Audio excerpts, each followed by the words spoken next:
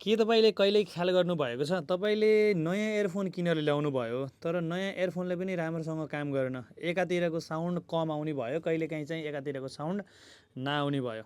तपाईँको पहिलाको इयरफोनमा पनि सेम त्यही समस्या थियो। नयाँ लिएर आइसकेपछि पनि तपाईँको इयरफोनमा सेम त्यही समस्या आयो।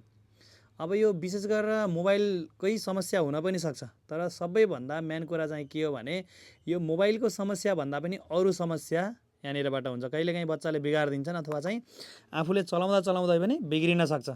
तपाईँले चेक गर्न सक्नुहुन्छ।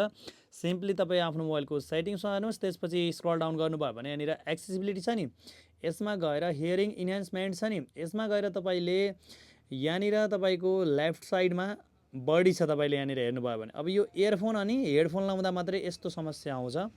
तपाईँले यो चाहिँ खास बिचमा हुनुपर्छ। बिचमा भयो भने दुईवटै इयरफोनको साइडमा दुईतिरै बराबर बज्छ आवाज। तर कहिलेकाहीँ के भइदिन्छ, यतापट्टि लैदिनु भयो अथवा चाहिँ यतापट्टि लैदिनु भयो भने अब इयरफोनमा आवाज चाहिँ तपाईँको राइटमा मात्रै साउन्ड आउँछ, लेफ्टमा साउन्ड नै आउँदैन। अथवा तपाईँको यस्तो भइदियो भने अब लेफ्टमा चाहिँ सानो साउन्ड आउँछ, राइटमा ठुलो आउँछ।